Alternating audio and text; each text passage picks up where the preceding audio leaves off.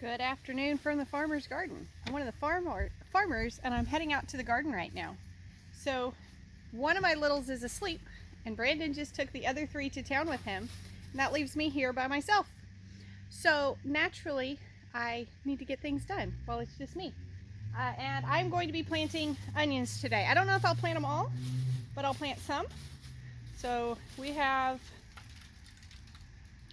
red, white, and yellow onion sets. We are working on learning how to start our own onions from seeds.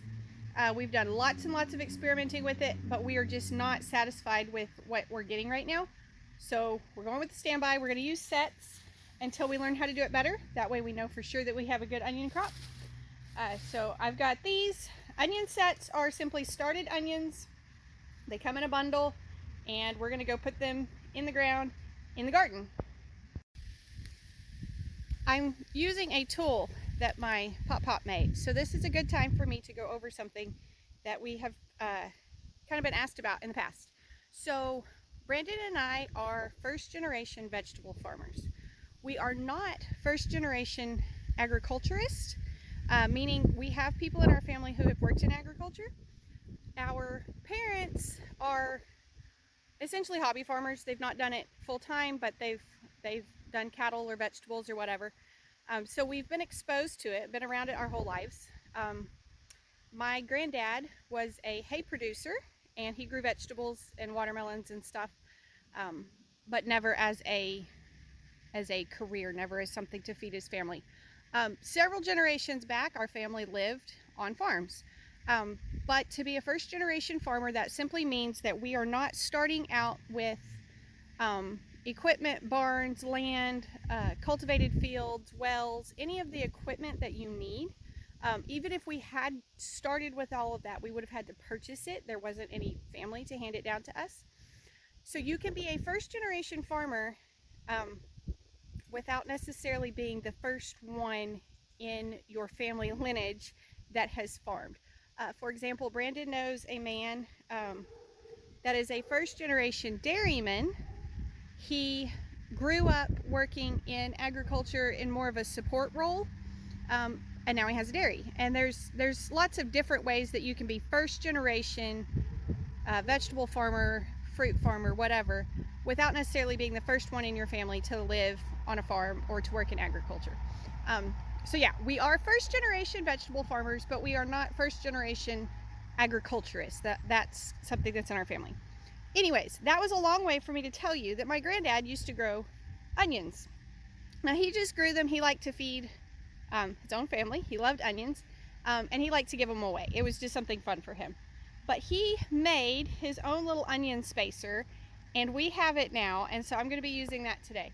So this is his onion spacer, and it's just literally a handle and piece of metal, and it's got these little pegs spaced on here, and that's how we space our onions.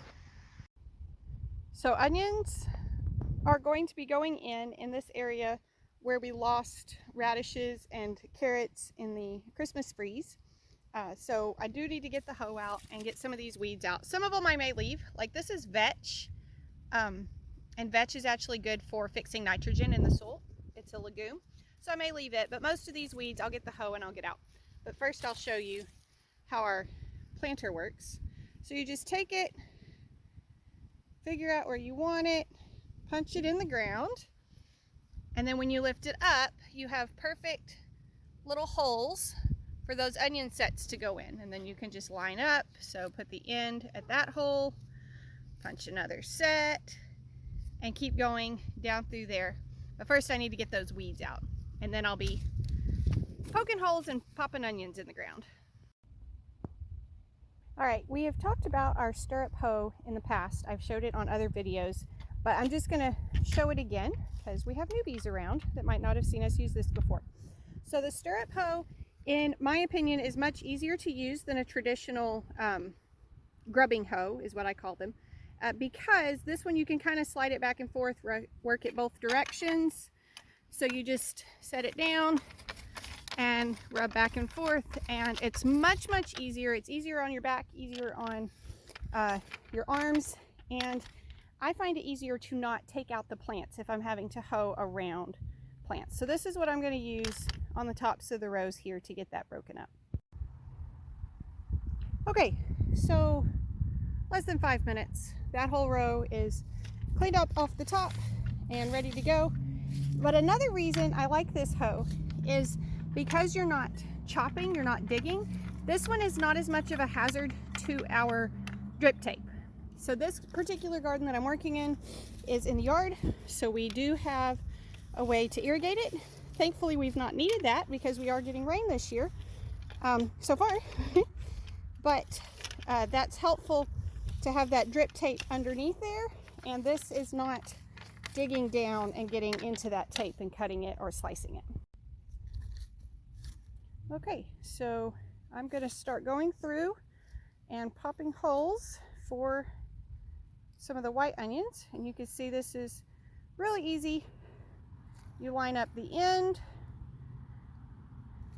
step on it, and that's all there is to it. I'm going to do double rows through here for the white onions, and I didn't get all the weeds necessarily off the top of the rows just because I'm not that concerned with them at this point.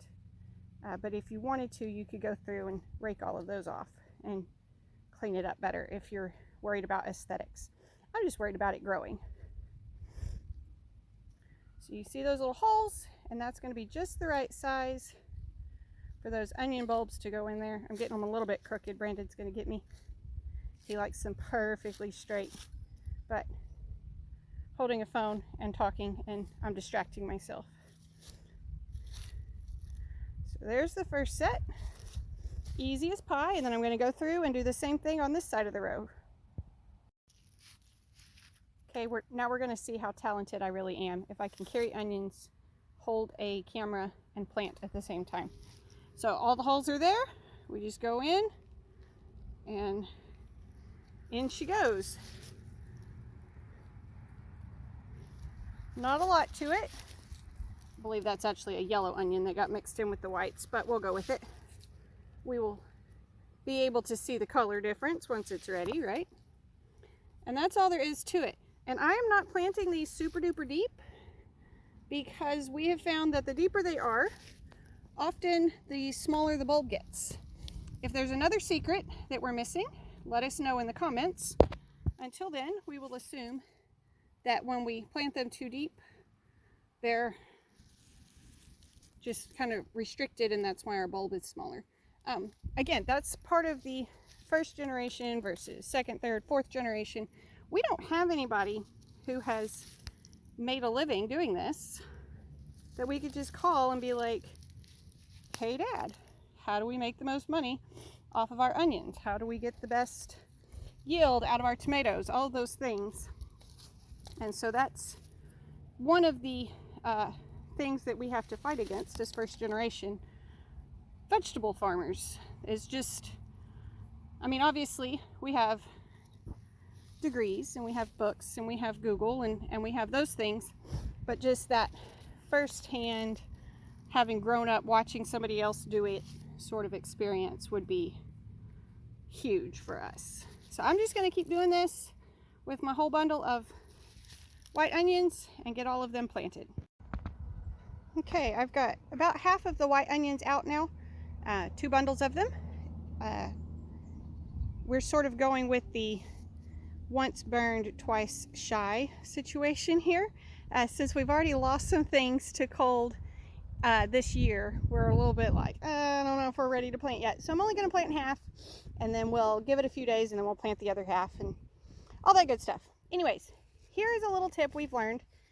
If you have multiple varieties of the same type of vegetable, for example, cherry tomatoes, yellow tomatoes, red tomatoes, or white onions, red onions, yellow onions, rather than trying to keep some type of plant marker out, which tends to get either lost in the weeds or faded by the sun or whatever, instead of trying to keep that out, what we have found works better is to plant different colors near each other. So instead of 2 types of cherry tomatoes beside each other, You might do a cherry tomato and then a very big slicing tomato and then your other cherry tomato.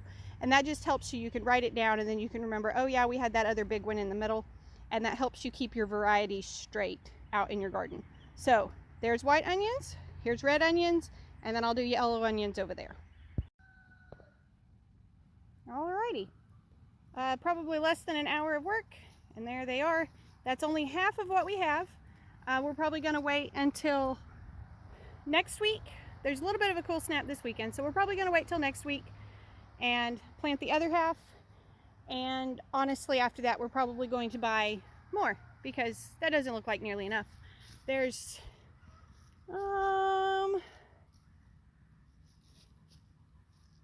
less than 50 feet of onions here. And of course they're doubled, but still, that's not enough. You can't sell it if you don't plant it.